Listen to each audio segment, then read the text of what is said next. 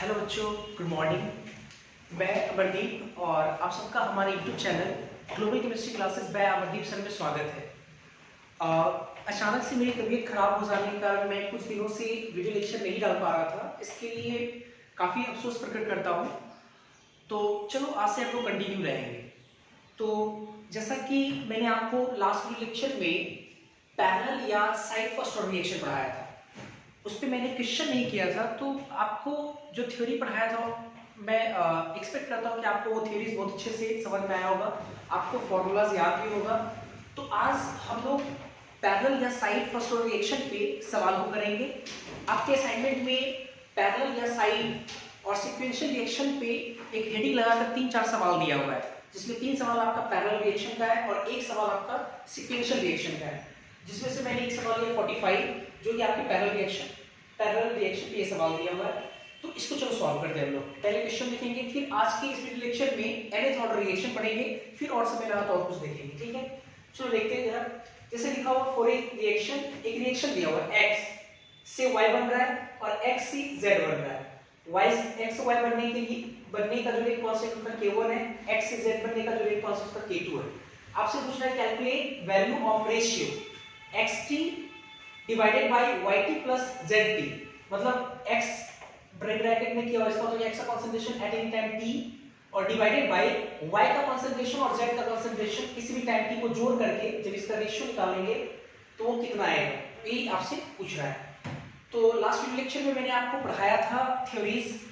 तो वहां जो हम लोग रिएक्शन पढ़े थे, उस रिएक्शन का जो पैटर्न मैं आपको याद कराया था, है ना, Na से N1B और N2C और N1B जो बनने का जो रेट कांस्टेंट उसका K1 उसका K2 इस फॉर्म में पढ़ाया था मैंने आपको। तो आप यहाँ पे देखो N आपका कितना है, 1 है। N1B कितना है, 1 है। N2B कितना है, 1 है। तो जहां जहां पे N N1 N2 यूज हो रहा होगा, वहां पे आप कितना लिखोगे, 1 लिखोगे। चलो लिखते जाएंगे डायरेक्ट फॉर्मूला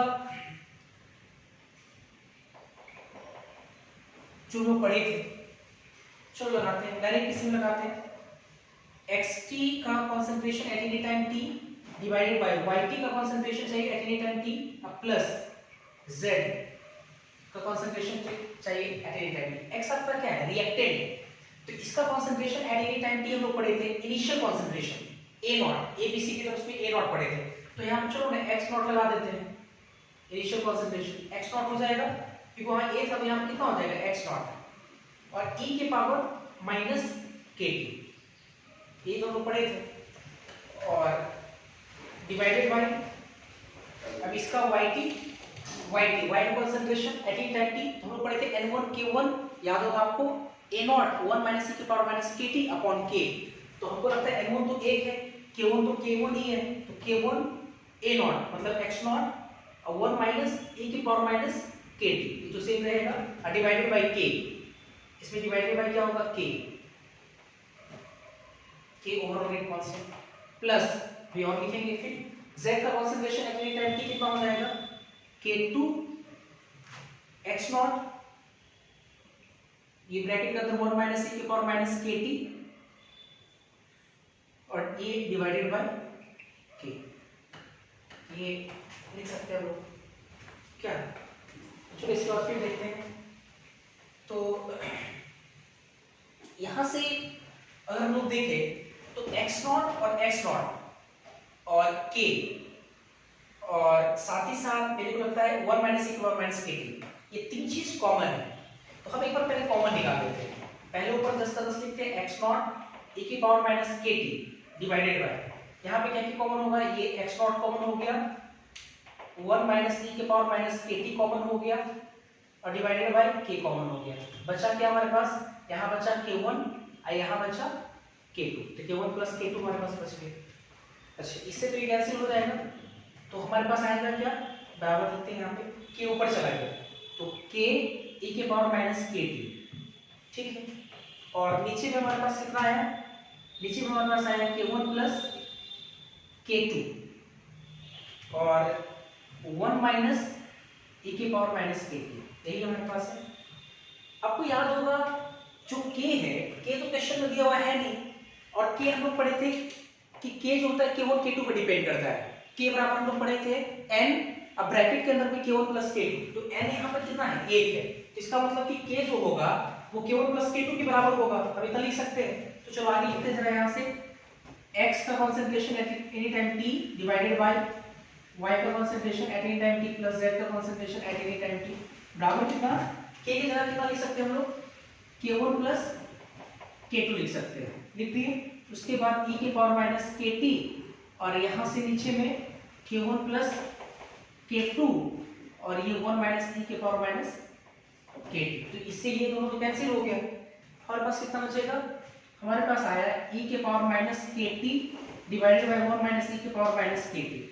अब क्या करते हैं कि दोनों तरफ e के पावर माइनस kt से डिवाइड कर देते हैं, आंसर को मिलाने के लिए ऐसा करते हैं। तो दोनों में क्या करते हैं e के पावर माइनस kt से डिवाइड करते हैं, ये 1 हो जाएगा और इन दोनों को इसमें जो डिवाइड किया उसको अलग अलग कर देते हैं। अलग अलग करेंगे तो e के पावर a कितना हो जाएगा, अलग अलग करेंगे तो 1 बटा e की पावर kt होता है, ऊपर चला गया e की पावर kt या -1 हो जाएगा, नीचे में -1 है, ठीक है -1 क्योंकि ये से कट करके आ जाएगा। और k तो आपको दिया नहीं, k k1 k2 टर्म्स लिखे तो 1 बटा e के power k1 plus k2 t और -1। देखो यही आपका आंसर होगा एट एट पे x और y प्लस z के कंसंट्रेशन का जो रेशियो होगा वो 1 बटा e की power k1 plus k2 t और -1 यही आएगा, ठीक है। तो मेरा ख्याल है कि आपको समझ में आ रहा होगा। आपको जो मैंने फॉर्मूला पढ़ाया आप उस पैटर्न को याद रखो, क्योंकि हमें क्या पता है कि क्वेश्चन किस फॉर्म में रह सकता है। अब अलग बात है कि यहाँ पे n n1 n2 वगैरह एक यूज किया गया, वहां पे कुछ भी हो सकता है, तो उसके हिसाब से हम लोग फॉर्मूला याद किए थे और उसके हिसाब से हम यहाँ पे लगाएंगे। तो पहले आप इस क्वेश्चन को नोट करें, फिर उसके बाद क्वेश्चन नंबर 46 आप खुद से ट्राई करें, नहीं बना होगा फिर हम यहाँ 46 सॉल्व करेंगे। इसके बाद हम लोग क्वेश्चन नंबर 46 सॉल्व करेंगे। 46 क्या, मैं एक बार पहले पढ़ के समझाता हूँ। क्वेश्चन 46 है कि a से b बन रहा है और a से c बन रहा है। a से b बनने का जो रेट कांस्टेंट है उसका k1 वैल्यू दिया हुआ है और a से c का k2 वैल्यू दिया हुआ है।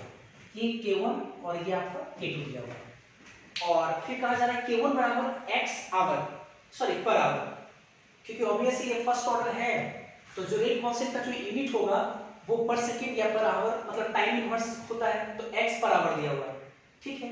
उसके बाद k1:k2 का जो रेशियो है वो बराबर है 1:10, 1:10 दे रहा है। आपसे बोल रहा है कि कैलकुलेट C का कंसंट्रेशन और A के कंसंट्रेशन का जो रेशियो है C divided by A, C का कंसंट्रेशन A का कंसंट्रेशन आफ्टर 1 आवर, मतलब 1 घंटे के बाद C और A के कंसंट्रेशन का रेशियो आपको निकालना है from the start of the reaction, मतलब from the start of reaction, ठीक है। 1 आवर मतलब स्टार्टिंग जो रिएक्शन हुआ है उससे 1 घंटे के बाद आपको C और A के कंसंट्रेशन का रेशियो निकालना है। हाँ, एक चीज और बोला गया assuming only A was present in the beginning, मतलब आप ये मान के चलिए कि शुरुआत में सिर्फ A प्रेजेंट है, तो ऐसा कोई नया चीज नहीं है, हमको पता है कि A रिएक्टेंट है और चलो ये अगर नहीं भी लिखा था तब भी हम ये मान के चलते हैं कि रिएक्टेंट प्रेजेंट होता है, प्रोडक्ट नहीं होता है, तो खैर वो कोई नई बात नहीं। चलो देखते हैं जरा इसको सॉल्व करना है अपने को।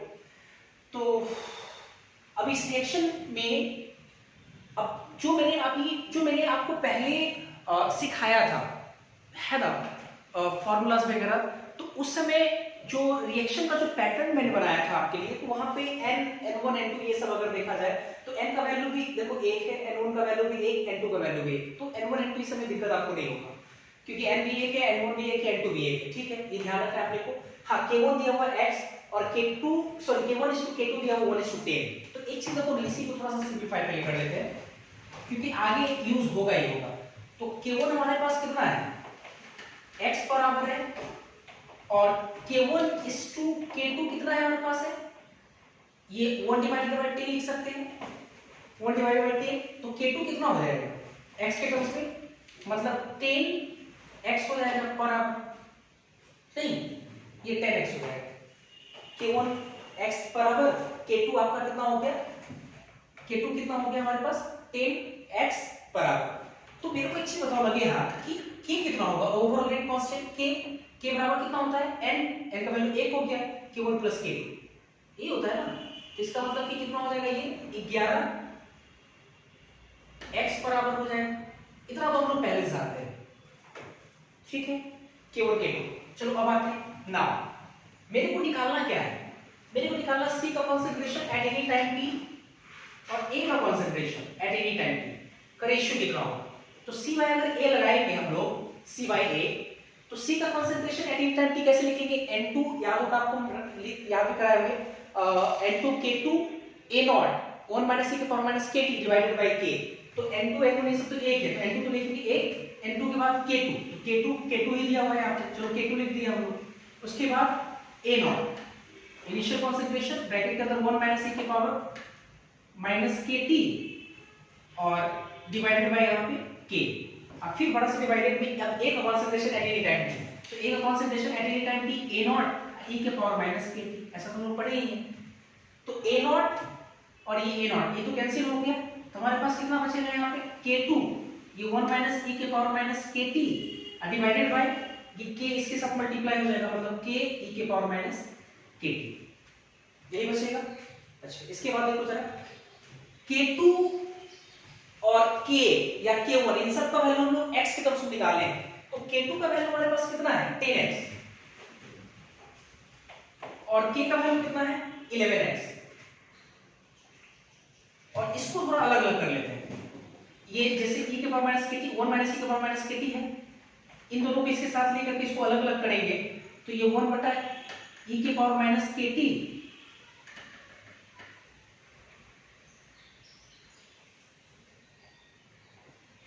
कितना होगा माइनस KT और ये माइनस 1 हो जाएगा, कट जाएगा, ठीक है। इसको इसके साथ रख करके अलग अलग कर दिए, तो ये चीज आएगा अपने पास। अच्छा ये x x तो कैंसिल हो गया, ये 10 बटा 11, ये 10 बटा 11, इसको ऊपर ले जाएंगे t के पावर KT प्लस में हो गया ये माइनस 1, तो मेरे पास आया कितना C का कॉन्सेंट्रेशन बटा A का concentration at any time t, ये 10 बटा 11 बाहर हो गया, अब ब्रैकेट के अंदर E के पावर KT, तो E के पावर KT अब जरा देखते हैं 1 घंटे के बाद आपसे बोला गया, तो इसका टाइम तो 1 आवर और K का वैल्यू कितना आएगा देखिए 11x, तो इसका मतलब हुआ कि E के पावर 11x इंटू 1 माइनस 1, मतलब आ जाएगा 10 बटा 11 E की पावर 11x माइनस 1, यही आपका आंसर हो जाएगा, क्योंकि x जो t का वैल्यू 1 आवर है। तो इस तरह से हम क्वेश्चन को अप्रोच करेंगे। अच्छा पैरेलल रिएक्शन और साइड रिएक्शन पे बहुत सारे क्वेश्चन आपके किताब असाइनमेंट में है, आप बिल्कुल उसको बना के बनाएं, आपके एनसीईआरटी वगैरह नहीं है ऐसे, ठीक है। तो ध्यान रखें ये कॉम्पिटिटिव एग्जाम के पॉइंट ऑफ व्यू से ज्यादा इंपॉर्टेंट है। इसके बाद हम लोग नया चीज देखेंगे, पहले आप इसको नोट करें।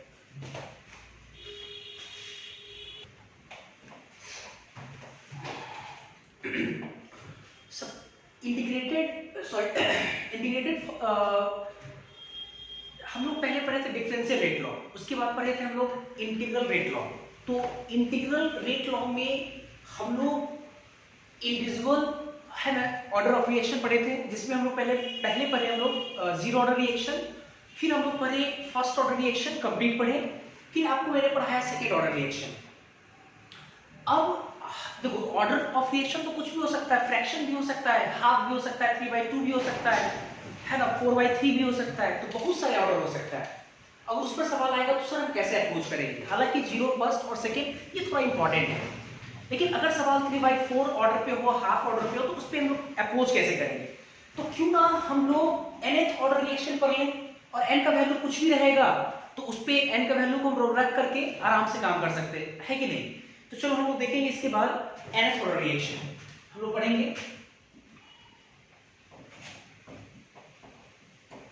nth ऑर्डर रिएक्शन, अब nth ऑर्डर रिएक्शन कहते हैं जिसको ये तो डेफिनेशन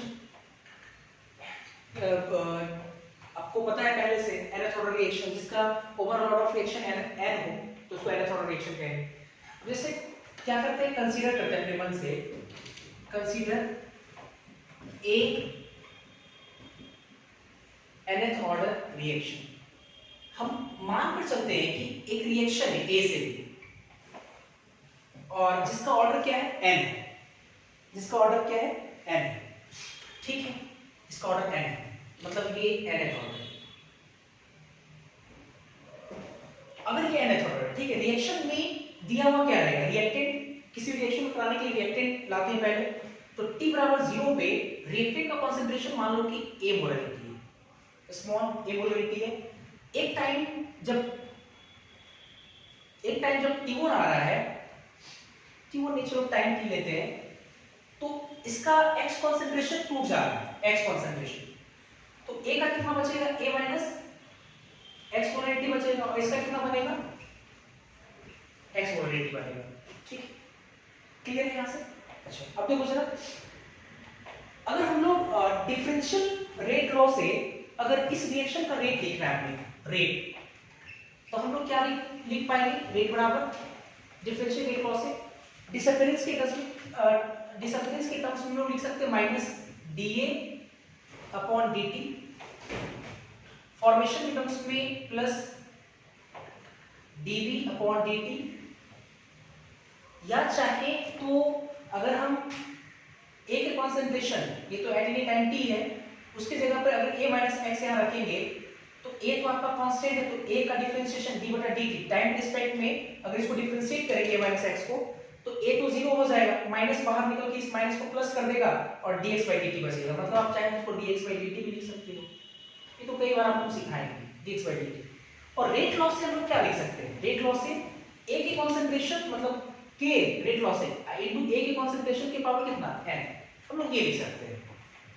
या फिर हम चाहें तो A का कॉन्सेंट्रेशन एट एनी टाइम की A माइनस एक्स है, तो हम चाहें तो K A माइनस एक्स के पावर n, ये भी तो लिख सकते हैं हम लोग, क्या इतना लिख सकते हैं। अब nth ऑर्डर रिएक्शन पढ़ रहे हैं, तो इसमें भी हम लोग क्या करेंगे, किसी भी टाइम t पे रिएक्टेंट का कॉन्सेंट्रेशन क्या है उसमें रिलेशन हम लोग को निकालना है, क्योंकि यही इंपॉर्टेंट है। तो चलो उसको निकालते हैं, कैसे निकालें, हम लोग कौन सा पेयर तैयार करेंगे, ऐसा पेयर जिसमें दो वेरिएबल हो। तो मेरे को लगता है कि एक तो ये पेयर बन सकता है, आप ये दोनों ले सकते हो क्योंकि इसमें a और t वेरिएबल हो जाएगा, b का तो बनेगा नहीं, हाँ इन दोनों का आप ये ले सकते हो, ये दोनों पेयर ले सकते हो। अच्छा, इस पेयर में काम करते हैं क्योंकि इसमें कई बार हम लोग काम किए, तो जिस काम को कई बार किए उसको परफेक्शन मिलता है, तो इसलिए हम उसी काम को करेंगे। तो चलो यहाँ से लेते हैं, तो ये आपका सेकेंड और फिफ्थ टर्म, तो लिखेंगे हम लोग यहाँ पे from second and fifth term. तो क्या लिखें, कितना हमारे पास है, माइनस dA अपॉन dt बराबर K A की कॉन्सेंट्रेशन के पावर n।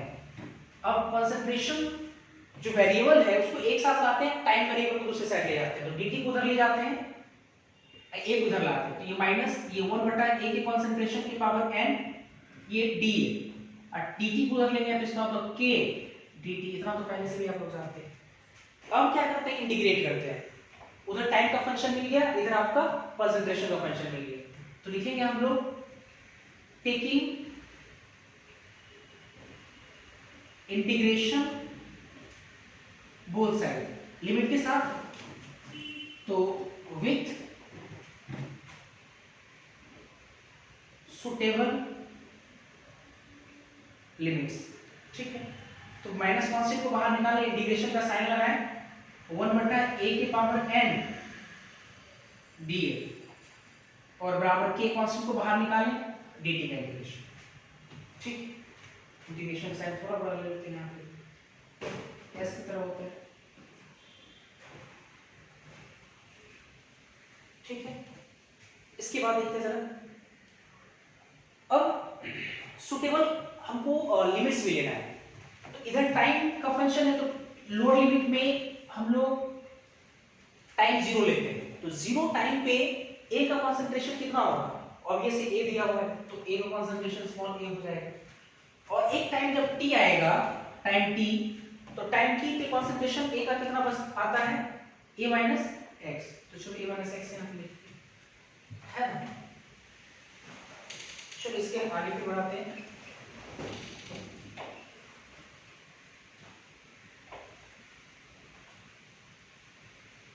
इसके बाद अब सवाल ये कि सर 1 बटा a के पावर n और d का इंटीग्रेशन क्या होगा।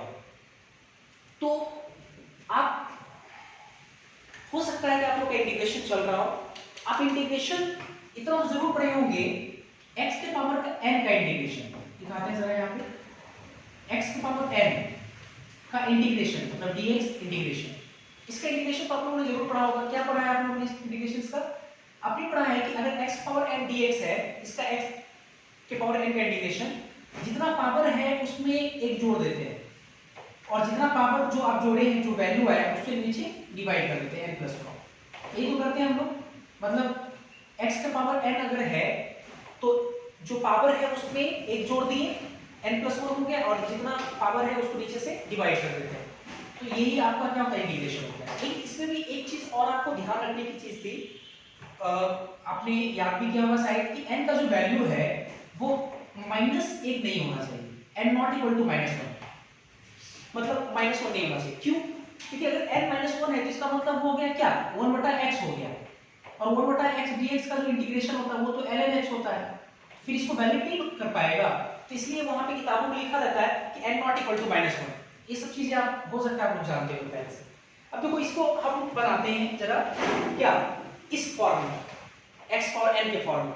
तो अगर इसको x पावर n के फॉर्म बनाएंगे तो क्या आएगा, a की पावर -n, यही आएगा, ये d है, यही चीज आएगा अपने पास, ये a माइनस x, और बराबर कितना होगा, k और ये dt 0 n, इतना ही आएगा। अच्छा, अब यहाँ पे n कितना नहीं होना चाहिए, यहाँ पे n 1 नहीं होना चाहिए, n नॉट इक्वल टू 1, ये नहीं होना चाहिए। क्यों नहीं होना चाहिए? क्योंकि अगर n 1 के बराबर हो गया तो a के पावर -1 मतलब कि 1/a और 1/a का इंटीग्रेशन कितना होता है, ln a होता है। तो ये तो आपको इस फॉर्म में तो नहीं मिल पाएगा, बल्कि उसका ln a होता है, तो इसका मतलब n 1 के बराबर नहीं होना चाहिए। मतलब ये हो गया कि सर जो आप nth ऑर्डर रिएक्शन जो आप पढ़ा रहे हैं, ये सिर्फ nth ऑर्डर रिएक्शन जो है ना, सिर्फ नहीं सॉरी, ये जो nth ऑर्डर रिएक्शन है वो फर्स्ट ऑर्डर को छोड़ करके बाकी सारे ऑर्डर ऑफ रिएक्शन के लिए वैलिड होगा। n नॉट इक्वल टू 1 लिख दिए तो इसका मतलब फर्स्ट ऑर्डर रिएक्शन के लिए वैलिड नहीं होगा। ये पहले से दिख रहा है कि जो आप nth ऑर्डर रिएक्शन पढ़ा रहे हैं वो सारे ऑर्डर रिएक्शन के लिए वैलिड होगा, 0 के लिए वैलिड होगा, 2 के लिए वैलिड होगा, हाफ के लिए वैलिड होगा, 3/4 के लिए वैलिड होगा, 4/3 के लिए वैलिड होगा, सारे ऑर्डर के लिए वैलिड होगा, लेकिन एक के लिए वैलिड नहीं होगा, ध्यान रखना है। अब चलो इंटीग्रेशन करते हैं, तो क्या आएगा, इसका इंटीग्रेशन करेंगे तो इसका इंटीग्रेशन आएगा a के पावर -n है ना, -n, तो a के पावर कितना करते हैं हम लोग, जितना है उसमें प्लस 1 जोड़ देते हैं, जोड़ दिए, फिर उसके बाद जितना पावर था उसे डिवाइड कर दिए, पहले से माइनस का छूट रहा है, माइनस बाहर लगा दिया, ठीक है। यहाँ पर ये upper limit a minus x, ये आपका a 10 से लेने देते हैं, ये k dt का इंटीग्रेशन t होता है, ये t, ये 0। तो यहाँ तक तो चलो ठीक है। तो जगह तो नहीं है, मुझे मिटाना है, तो आप पहले क्या करो, वीडियो को पॉज करके आप पहले इसको नोट करो, फिर उसके बाद हम लोग देखते हैं, फिर वहां से हम लोग देखेंगे, ठीक है।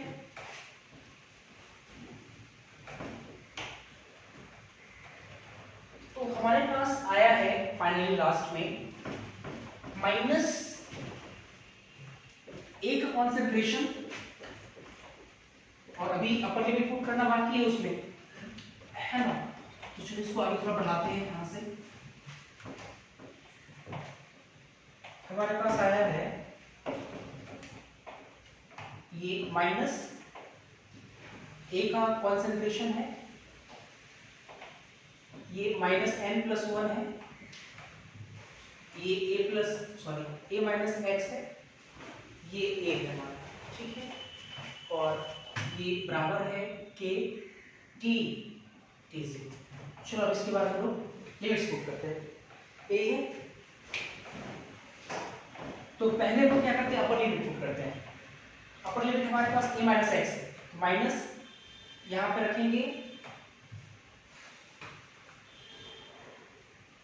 सॉरी ये a के पावर भी कुछ था, a के पावर भी तो है कितना, -n+1,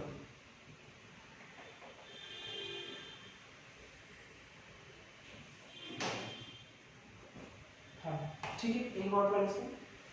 चलो देखते हैं यहाँ पे था, तो कितना हो जाएगा यहाँ पे a माइनस एक्स, ऐसा करो ना पहले, ये -n+1 क्या है, कांस्टेंट, इसको बाहर निकाल दिया, बाहर निकाले at the same time minus इसमें मल्टीप्लाई कर दें, तो माइनस कैंसिल हो गया, मल्टीप्लाई करें कितना हो जाएगा, ये आ जाएगा n माइनस 1, इतना हो जाएगा। और इसके अब ब्रैकेट को हम लोग सॉल्व करेंगे, लेकिन पहले 10 का 10 लिखते हैं।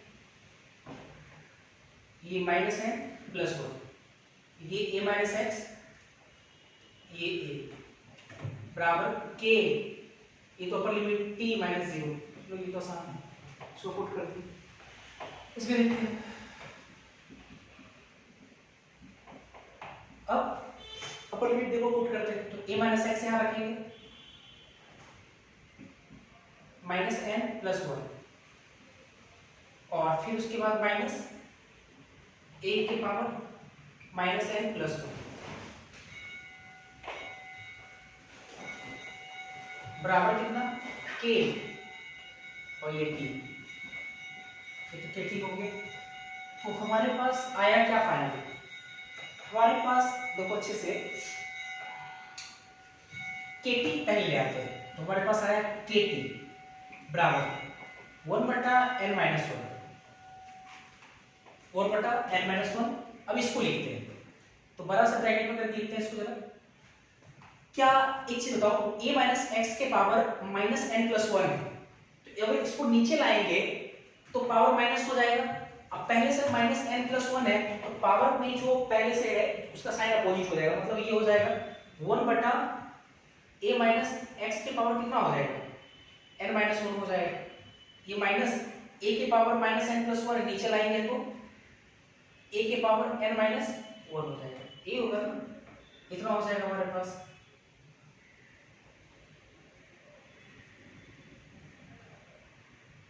ठीक है, इतना आएगा हमारे पास, और यही आपका मेन फॉर्मूला है। ये फॉर्मूला काफी इंपॉर्टेंट है। अब देखो ये जो फॉर्मूला हमारे पास आया है, ये nth ऑर्डर रिएक्शन का फॉर्मूला आया है, और अगर आपसे पूछे कि किसी भी टाइम t पे a का कंसंट्रेशन कितना, रिएक्टिव कंसंट्रेशन, वो ये -x निकालना होगा किसी भी ऑर्डर ऑफ रिएक्शन के लिए। टाइम दिया रहेगा k, तो वैल्यू पता ही रहेगा, जितना ऑर्डर रहेगा वो n का वैल्यू उतना हो जाएगा। इसको सॉल्व करके हम लोग निकाल सकते हैं। ठीक है, ये आपका मेन फॉर्मूला है। चलो इसके बाद फिर देखते हैं जरा हाफ लाइफ देखते हैं इसमें। हाफ लाइफ ये लोग पहले पढ़ चुके हैं। हाफ लाइफ हेडिंग लगाते हैं, nth ऑर्डर रिएक्शन में हाफ लाइफ, शॉर्टली हम लोग टी हाफ या T50 से रिप्रेजेंट करते हैं। ठीक है, हाफ लाइफ कहते हैं इसको है स्टार्टिंग मटेरियल का आधा खत्म होने का टाइम को हम लोग बोलते हैं हाफ लाइफ। मतलब जो कंज्यूम अमाउंट है, इफ x कितना होना चाहिए, इनिशियल कंसंट्रेशन a मानते हैं, तो a का कितना खत्म होना चाहिए, a/2, तो देन जो टाइम होगा t जो होगा वो कितना के बराबर हो जाएगा, t1/2 या T50 के बराबर हो जाएगा, यही ना। तो जो गिवन फॉर्मूला हमारे पास आया है उसमें चूंकि फॉर्मूला क्या हमारे पास है, kt बराबर है 1 बटा n माइनस 1 और अंडर ब्रैकेट 1 बटा a माइनस एक्स के पावर n माइनस 1 माइनस 1 बटा a के पावर n माइनस 1। तो आराम से याद करने में भी सॉल्यूशन मिलेगा, n minus 1 n minus 1 n minus 1, kt बराबर 1 बटा n माइनस 1 बटा a माइनस एक्स के पावर n माइनस 1 माइनस 1 बटा a के पावर n माइनस 1। और इसको अगर आप चाहो तो देखो जीरो रिएक्शन के लिए लगाओ, और जीरो रिएक्शन में जो आप पढ़े फॉर्मूला बिल्कुल उस पे आ जाएगा, काम कर जाएगा। kt बराबर जीरो ऑर्डर के लिए तो ये n का वैल्यू 0 हो जाएगा, -1 लगा के देखना आ जाएगा। हम टाइम पास करेंगे, देखो इसमें देखते हैं हम लोग, तो t कितना लेंगे, t हाफ कर देंगे, तो ये कब होगा t हाफ, जब हम लोग x कितना ले लेंगे, कंज्यूम अमाउंट a/2 ले लेंगे, a/2 ले लेंगे। तो देखते हैं t हाफ हमारे पास कितना है nth ऑर्डर रिएक्शन के लिए। ठीक है, तो यहां से हमारे पास हाफ लाइफ t हाफ बराबर आया n-1 k, उधर लेके चले जाते हैं बटा k, और इसको जरा सॉल्व करते हैं थोड़ा। हम इसको कितना लिख सकते हैं, ये a माइनस a/2 मतलब a/2 ही बचेगा, a/2 के पावर n-1 माइनस a के पावर n-1, सही है। यहाँ तक 2 तो ऊपर चला जाएगा, 2 के पावर n-1 हो जाएगा, और नीचे में a के पावर n-1 a के पावर n-1, मतलब t हाफ जो है वो बराबर होगा 1 बटा n-1 के, और कॉमन क्या आ जाएगा a के पावर n-1 कॉमन हो जाएगा यहाँ पे, और बचेगा कितना ऊपर 2 के पावर n-1 और -1 ये बचेगा हमारे पास, ये हमारे पास बचेगा। तो ये हमारा हाफ लाइफ का देखो फॉर्मूला है कि very very important. Half life का फॉर्मूला क्या है 1 बटा n-1 के a के पावर n-1 और फिर उसके बाद ऊपर में 2 के पावर n-1 -1। अब थोड़ा लगा कर देखो ना, जीरो ऑर्डर में याद करो हम लोग पढ़े थे हाफ लाइफ जो होता है वो वैल्यू डायरेक्ट याद करते थे, यहाँ बराबर होता था a बटा 2 के। अब देखो a बटा 2 के आएगा, इनका तो जीरो लो, जीरो लिए ठीक है, ये -1 बचा, k बचा, जीरो लिए, a के पावर -1 बचा, यहाँ पे कितना लिए जीरो लिए, तो जीरो लेंगे तो कितना हो जाएगा 2 की पावर -1 ये -1। अब देखना जरा यहाँ से, यहाँ माइनस है k है, यहाँ पे a के पावर -1 a के पावर -1 ऊपर चला गया, a ऊपर आ गया, हमको बटा 2 k चाहिए, a आ गया ऊपर, k तो मिल ही गया, माइनस k भी नीचे में, माइनस के नीचे में यहाँ से कितना आएगा जरा देखते हैं, जीरो रखेंगे तो बढ़िया से जीरो रखेंगे तो 2 के पावर -1 हुआ और -1 है, तो 2 के पावर -1 का मतलब 1 बटा 2 है, हाफ में से -1 घटाएंगे तो -½ आएगा, अब माइनस कैंसिल हाफ, मतलब देखो 1 बटा 2 किया तो आ ही रहा है, 1 बटा 2 के देखो आ जा रहा है। तो इस तरह से हम लोग देखिए सेकंड ऑर्डर में, देखो सेकंड ऑर्डर में हम लोग पढ़े थे a बटा t हाफ बराबर t half, second order reaction पढ़े थे a बटा बोल रहे हैं 1 बटा k into a पढ़े थे, k into a, तो देखो दो रखो यहाँ पे, दो रखे तो k आया, दो रखे तो a आया, k a, दो रखे, दो में से एक गया तो एक, 2 की पावर 1 मतलब 2 -1, देखो t हाफ बराबर 1 बटा a के आ रहा है, 1 बटा a के, तो ऐसा ही कुछ हम लोग पढ़े, वैलिड भी है। हाँ लेकिन ये ध्यान रखें कि ये सब जो अभी हम लोग कर रहे हैं वो फर्स्ट ऑर्डर रिएक्शन की वैलिड नहीं है, मतलब दिस इक्वेशन या this equation is not valid for first order reaction. ये जो इक्वेशन आया आपका वो फर्स्ट ऑर्डर रिएक्शन में वैलिड नहीं है और ये भी वैलिड नहीं है, n बराबर है ना 1 के लिए वैलिड नहीं है, ध्यान रखना है। तो ठीक है, आई होप कि आपको ये समझ में आ रहा होगा nth ऑर्डर रिएक्शन। तो पहले आप इसको नोट करो, फिर आगे हम लोग देखते हैं।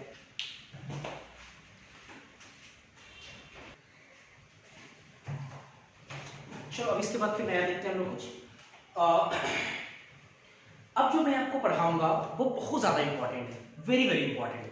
ऐसा इसलिए मैं कह रहा हूँ क्योंकि जब आप मिक्स प्रॉब्लम बनाने के लिए बैठोगे तो मिक्स प्रॉब्लम में एक समस्या ये आएगा कि क्वेश्चन में ये क्लियर नहीं रहेगा कि किस ऑर्डर का रिएक्शन है, मतलब आपको ऑर्डर ऑफ रिएक्शन ढूंढना पड़ेगा, और जब तक आप ऑर्डर ऑफ रिएक्शन नहीं ढूंढ पाओगे तब तक सवाल आपका तो अधूरा है, क्योंकि हर ऑर्डर ऑफ रिएक्शन के लिए फॉर्मूला अलग अलग है।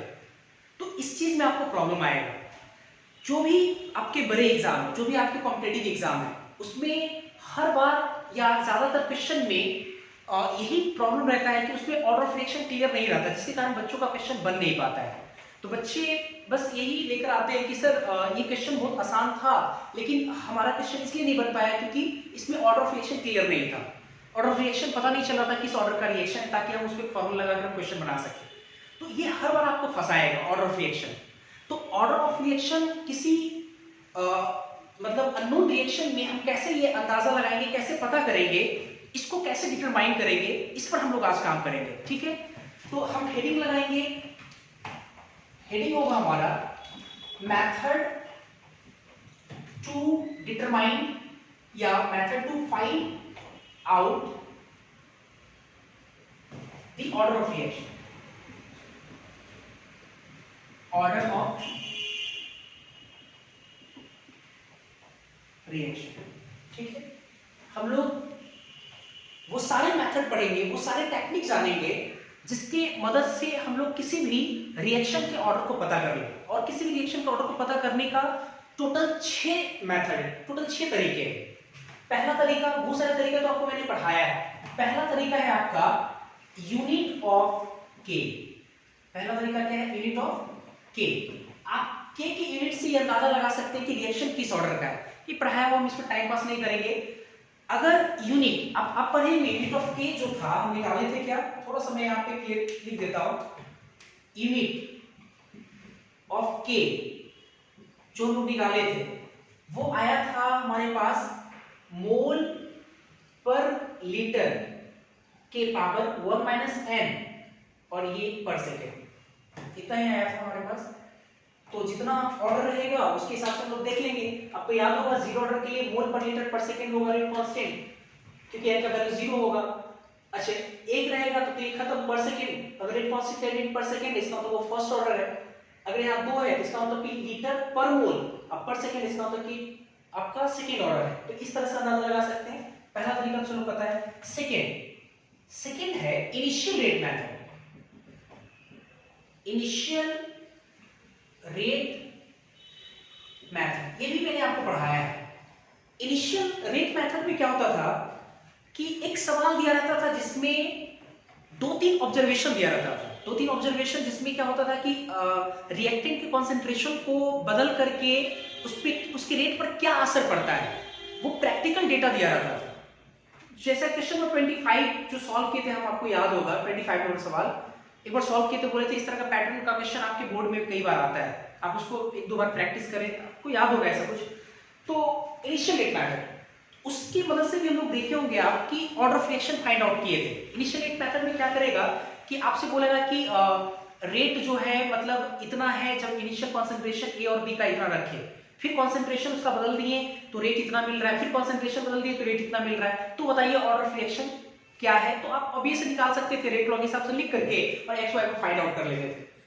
तो इनिशियल रेट मेथड ये भी हम लोग पढ़ चुके हैं, है ना। तीसरा AP GP concept, arithmetic progression, GP geometric progression, है ना। इसकी मदद से भी हम लोग रेट को फाइंड आउट किए थे।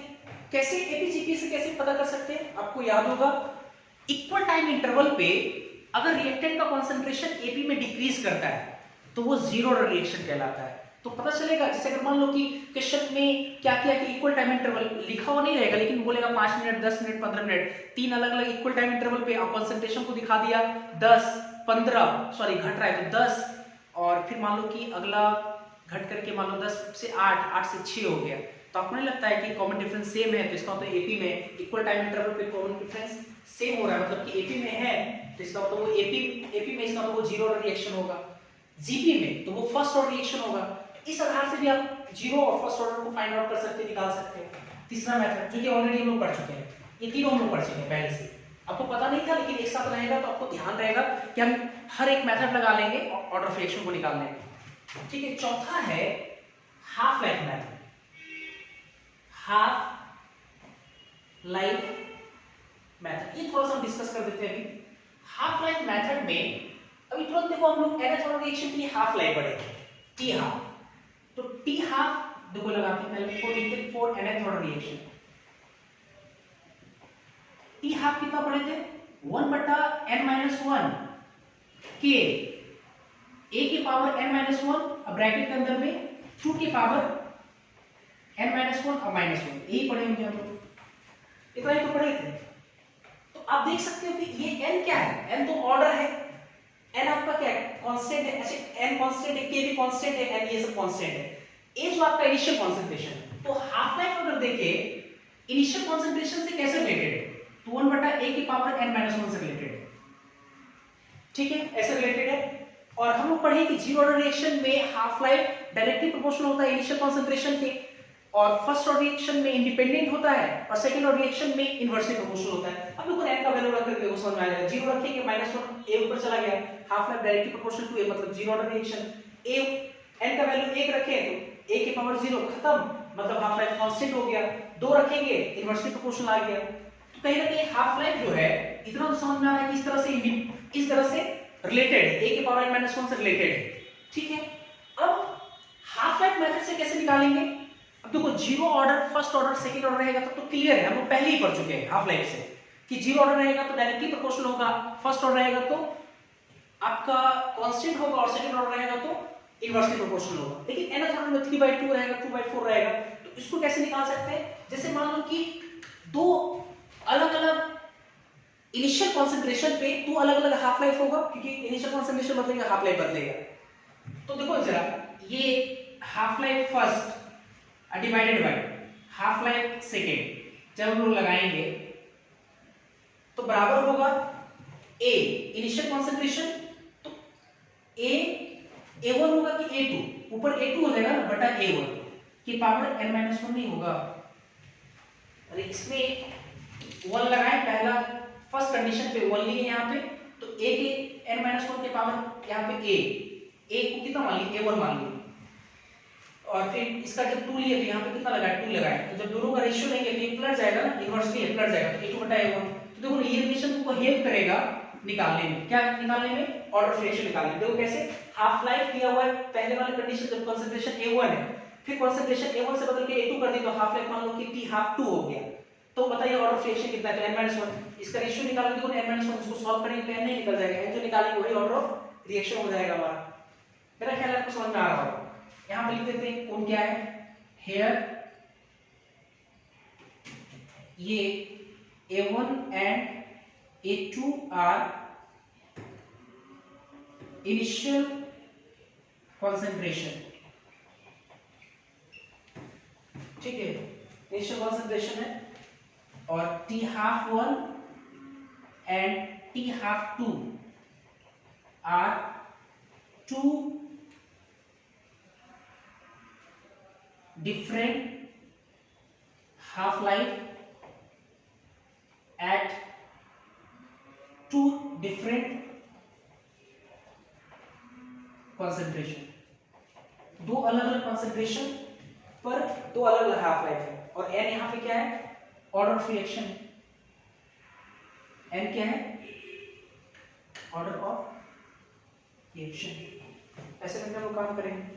ये तो चौथा हुआ, दो और सीखना है अपने को, एक ग्राफिकल मेथड है आपका और एक हमारा है हीट एंड ट्रायल मेथड। तो पहले आप इसको नोट करो, फिर उसके बाद देखते हैं। इसके बाद हम लोग देखेंगे ग्राफिकल मेथड, जो कि बहुत इंपॉर्टेंट है। आपका जो फिफ्थ मेथड है जो कि है आपका ग्राफिकल मेथड, ये काफी ज्यादा इंपॉर्टेंट है। कई बार क्वेश्चन में ग्राफ दे करके और उस पे कुछ चीजों को निकालने के लिए कहता है और ग्राफ दे करके हमको अंदाजा लगाना पड़ता है कि वो जो ग्राफ है वो किस ऑर्डर का है, उसको निकालना पड़ता है। अब देखो ना, जब भी ग्राफिकल मेथड पे अगर आपका सवाल रहेगा तो वो एक स्ट्रेट लाइन देगा वहां पे, ठीक है, और स्ट्रेट लाइन दिया रहेगा और आपसे बोलेगा कि बताइए कि कुछ फाइंड आउट करने के लिए आपसे बोला जाएगा। स्ट्रेट लाइन देकर के आपको कुछ फाइंड आउट करने के लिए बोला जाएगा, और स्ट्रेट लाइन को देख करके आपको अंदाजा लगाना है कि ये जो स्ट्रेट लाइन है वो किस ऑर्डर ऑफ रिएक्शन का स्ट्रेट लाइन है। तो वहां पे देखो एक चीज बताते हैं, जो स्ट्रेट लाइन है, हालांकि जब मैंने आपको जीरो ऑर्डर रिएक्शन पढ़ाया होगा, या जब फर्स्ट ऑर्डर रिएक्शन पढ़ाया होगा, या जब सेकेंड ऑर्डर रिएक्शन हमने आपको जब पढ़ाया होगा, तो अगर आप वहां पर देखे होंगे जब ग्राफ हम आपको पढ़ाएंगे तो स्ट्रेट लाइन सब में आता है, स्ट्रेट लाइन सब में आया होगा। तो सर स्ट्रेट लाइन तो सब में आ रहा है, फिर डिफरेंशिएट कैसे करेंगे? डिफरेंशिएट कैसे होता है कि जो हमने आपको जीरो ऑर्डर में रिएक्शन में जो स्ट्रेट लाइन पढ़ाया, चाहे फर्स्ट ऑर्डर रिएक्शन में स्ट्रेट लाइन जो पढ़ाया है, हालांकि स्ट्रेट लाइन दोनों है, लेकिन अंतर है कि किन दो फिजिकल क्वांटिटीज के बीच स्ट्रेट लाइन है, ये अंतर है। आप देखो जरा ऐसे, अगर हम लिखते हैं लॉग ए का कॉन्सेंट्रेशन, या आप इसको ऐसे लिख सकते हो लॉग ए माइनस एक्स, ए का concentration at any time T versus time. एक ये ग्राफ देखेंगे, देखो लॉग ए वर्सेस टाइम का ग्राफ, एक हम लोग ग्राफ देखेंगे, अगर आप देखते हैं सिर्फ ए का concentration at any time T, या ए माइनस एक्स इसको बोल सकते हैं, इसी चीज को, वर्सेस टाइम टी, और एक ग्राफ हम लोग देखेंगे कॉन्सेंट्रेशन को पलट देते हैं, मतलब 1 बटा ए या 1 बटा A minus x versus time t, ठीक है।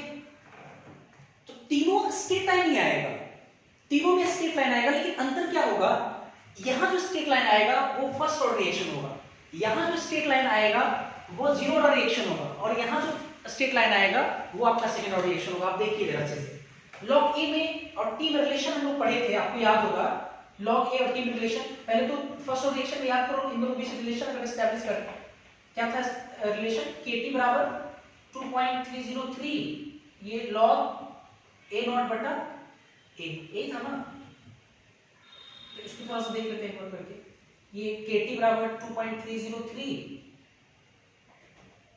ये तोड़ेंगे इसको, ये बटा बी से तो लॉग ए नॉट, और यहाँ पे माइनस में लॉग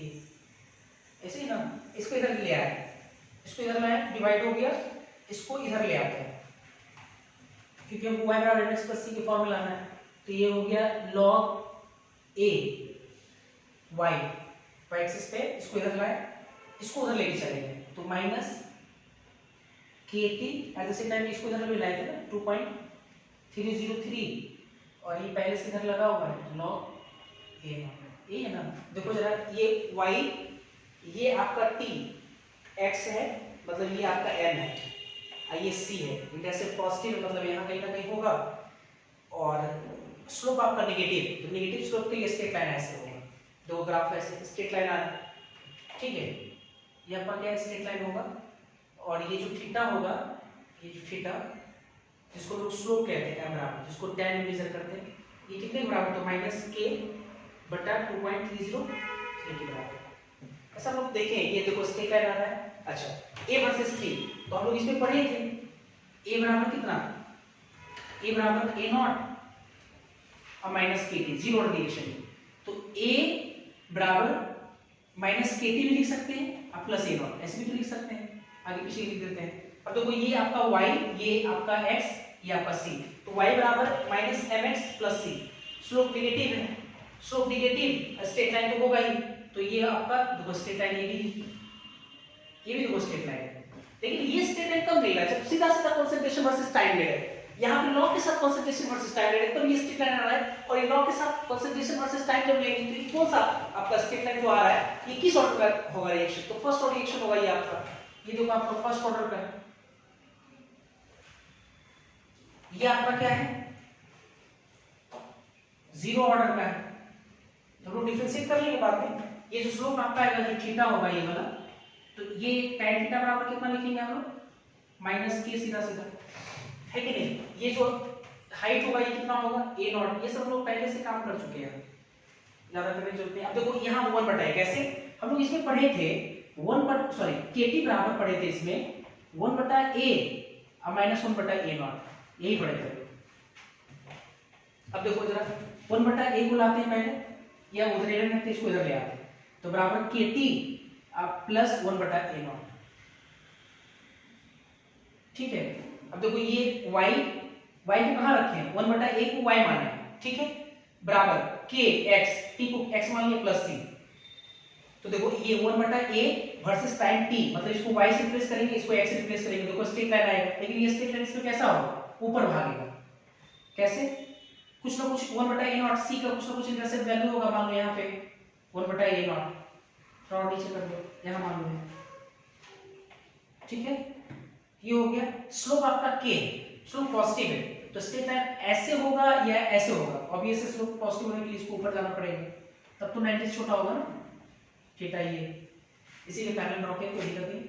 तब देखो तो ये देखो एक स्ट्रेट लाइन ये भी आ गया, तो वो तीनों में स्ट्रेट लाइन आ रहा है, तो ये आपका लेकिन क्या है, सेकेंड ऑर्डर, मतलब अंदर है ये, आपको इतना ज्यादा ध्यान नहीं रखना है, आप ऐसा करो, ये सारी चीजों से हम कुछ चीजें सीखे क्या है कि अगर log a वर्सेस टाइम का ग्राफ हो और स्ट्रेट लाइन हो, log a वर्सेस टाइम का ग्राफ हो, स्ट्रेट लाइन हो, first order reaction, a versus direct a versus time का ग्राफ हो और स्ट्रेट लाइन हो, तो वो जीरो ऑर्डर रिएक्शन, और a नहीं 1 बटा a पलट करके 1 बटा a वर्सेस टाइम का ग्राफ हो और स्ट्रेट लाइन हो, तो वो आपका क्या होगा, सेकेंड ऑर्डर। मतलब हम लोग कंक्लूजन की बात करेंगे यहाँ पे, इतना तो हम लोग पहले ही सीखे हुए हैं, तो हम लोग कंक्लूजन में क्या लिखेंगे, कंक्लूजन होगा हमारा, पहले आप इसको नोट करो तेजी से, जरा आप वीडियो को एक बार पॉज करके तेजी से इसको पहले नोट करो, मैं थोड़ा सा मैं यहाँ पे इटालिक लिखूंगा बस, हम लोग यहाँ पे लिखेंगे थोड़ा सा बस।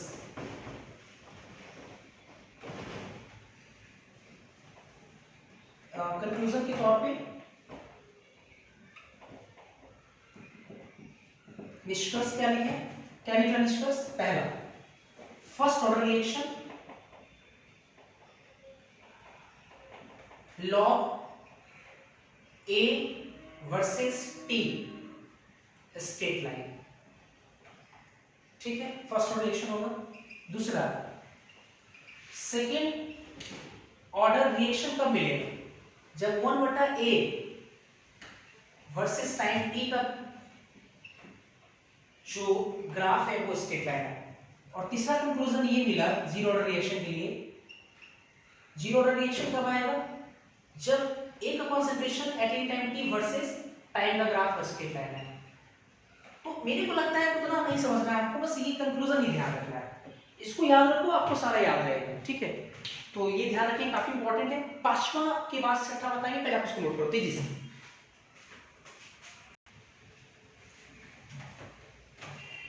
इसके बाद जो छठा हमारा जो मेथड है फाइंड आउट करने का, वो अंधेरे में तीर मारने जैसा है, मतलब heat and trial method, heat and trial method इसको कहते हैं।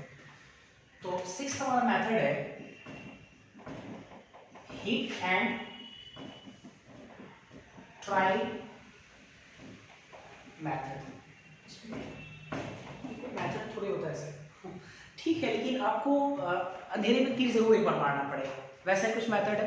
करना क्या है तो समझो, जैसे एक रिएक्शन पहले लेते हैं, कंसीडर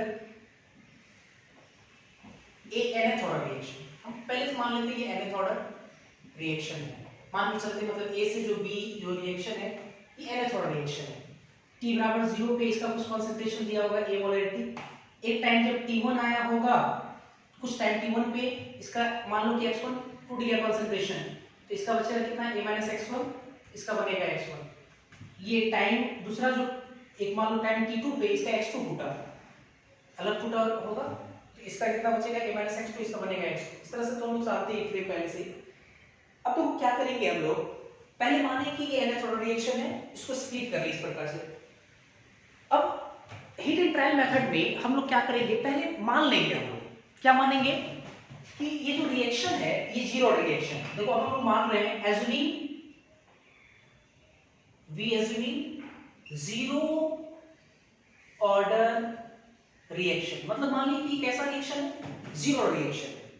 हम लोग मान के चल रहे हैं कि ये जीरो ऑर्डर रिएक्शन है। तो अगर जीरो ऑर्डर रिएक्शन है तो दिया क्या रहेगा, पहले से समझो। क्वेश्चन कैसे रहेगा कि एक रिएक्शन है जो 5 मिनट के बाद 5 मिनट के बाद जो है 3 मोलरिटी कंसंट्रेशन तोड़ता है, और 7 मिनट के बाद जो है 5 के बाद 7 मान लो 7 मिनट के बाद जो है 4 मोलरिटी कंसंट्रेशन टूट जाता है उसका। पहले 3 टूटा, पहले 3 मिनट के बाद पहले मान लो कि 5 मोलरिटी कंसंट्रेशन टूटा, सॉरी ऐसे समझो भाई, 5 मिनट में 2 मोलरिटी कंसंट्रेशन टूटा, अगला टाइम 7 मिनट में 3 मोलरिटी कंसंट्रेशन टूट रहा है। तो बताइए कि वो किस ऑर्डर का रिएक्शन है। अगर इस तरह से दिया है, मतलब आप ऐसा समझो T1 T2 दिया हुआ है, X1 X2 दिया हुआ है, आप क्या कर सकते हो, एज्यूमिंग कि जीरो ऑर्डर रिएक्शन है, तो हम पढ़े थे इसमें x बराबर kt, तो k बराबर कितना x बटा t, तो x1 बटा t1, एक बार k का वैल्यू निकालेंगे, मतलब t1 टाइम पे x1 दिया रहेगा, t1 दिया रहेगा, x1 t1 से डिवाइड कर लेंगे, एंड फिर k निकालेंगे, k तो बदलेगा नहीं, अगले टाइम पे कितना t2 पे, तो t2 पे x कितना है, x2 है, तो x2 बाई t2 में डिवाइड करके निकालेंगे k का वैल्यू। k का वैल्यू हम लोग दो अलग अलग टाइम पे निकालेंगे, और दो अलग अलग टाइम पे अगर k का वैल्यू निकालते हैं और k का वैल्यू अगर सेम आता है, सेम अगर आ गया, हम एज्यूम किए ये जीरो ऑर्डर रिएक्शन है, और करने के बाद k का वैल्यू निकाले दो अलग अलग टाइम पे t1 और t2 पे, और k सेम आ गया, इसका मतलब k कांस्टेंट, मतलब कहीं ना कहीं k इसलिए सेम आया है क्योंकि जो माने हम है वो सही है। मतलब हम लोग एक लाइन बोल सकते हैं यहाँ पे, if value of k is same at two time t1 and t2, तो देन ये कौन सा रिएक्शन होगा, it is zero order reaction होगा, ये जीरो ऑर्डर रिएक्शन, क्योंकि हम लोग माने हैं, एक चीज बताओ कांस्टेंट क्यों है कि दोनों कंडीशन में बराबर क्यों हो रहा है, क्योंकि दोनों कंडीशन में के इसलिए बराबर हो रहा है क्योंकि वो जीरो ऑर्डर रिएक्शन है। अगर जीरो ऑर्डर रिएक्शन नहीं होता तो के बराबर नहीं होता, कांस्टेंट नहीं होता, क्या it is zero order reaction. But लेकिन अगर बोलेंगे if K is not same,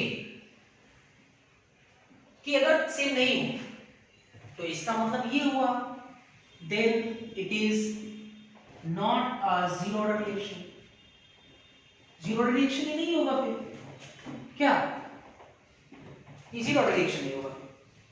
के सेम था तो टाइम पे तो आपका जीरो ऑर्डर रिएक्शन है, it is zero order reaction. But if K is not same then it is not a zero order reaction, zero reaction नहीं होगा। अब क्या करेंगे नाउ, अब हम लोग फिर क्या करेंगे, एज्यूम तो कर ही रहे। Now we assuming first order reaction, अब हम लोग मान लेंगे फर्स्ट ऑर्डर रिएक्शन, ठीक है। और फर्स्ट ऑर्डर रिएक्शन में दो अलग टाइम पे जो कंज्यूम अमाउंट है x1 x2 दिया है, कैसे निकालेंगे, पहले निकालेंगे k का वैल्यू t1 टाइम पे, तो 2.303 अपॉन q अपॉन t1 यहां लिखेंगे, t1 log a बटा a माइनस x1, आपको याद होगा फॉर्मूला। फिर अगला टाइम इंटरवल, अगला टाइम t2 पे निकालेंगे k का वैल्यू कितना, log a बटा a माइनस x2। और फिर यहां पे देखेंगे इफ वैल्यू ऑफ k, क्या लिखेंगे, if value of k is same at t1 and t2 time, दोनों टाइम पे k का वैल्यू अगर सेम है तो इसका मतलब then it is first order reaction. ये कौन सा रिएक्शन होगा, फर्स्ट ऑर्डर रिएक्शन होगा। बट अगर सेम नहीं है, but if it is not same then it is not a first order reaction, first order reaction. फिर क्या करेंगे हम लोग, फिर क्या हम लोग करेंगे, फिर हम एज्यूम करेंगे सेकेंड ऑर्डर रिएक्शन, है ना, सेकेंड ऑर्डर रिएक्शन एज्यूम करेंगे, फिर इसी को इसी तरह प्रोसीड करेंगे। तो फिर लिख सकते हो लोग and we proceed as usual, and we proceed as usual. इसी तरह से लोग यूजुअली फिर प्रोसीड करते रहेंगे आगे, सेकेंड ऑर्डर रिएक्शन मान करके फिर उसमें निकालेंगे, और ठीक है इस तरह से लोग निकाल सकते हैं। हाँ लेकिन एक चीज ध्यान रखो, हीट एंड ट्रायल से बनने वाला जो रिएक्शन होता है ना, वो तकरीबन 100 में 70% रिएक्शन आपका फर्स्ट ऑर्डर रिएक्शन होता है। तो जब भी अगर आपको हीट एंड ट्रायल मेथड पे अगर काम करना है तो आप पहले ही मान के चलना ना कि वो फर्स्ट ऑर्डर रिएक्शन है, और फर्स्ट ऑर्डर रिएक्शन मान के चलना अगर पहला रिएक्शन मतलब ज्यादा सही होने का जो चांसेस है वो आपका फर्स्ट ऑर्डर रिएक्शन का होगा। तो आप देखिए जरा इसको, आज के लिए इतना ही लेते हैं, थैंक यू।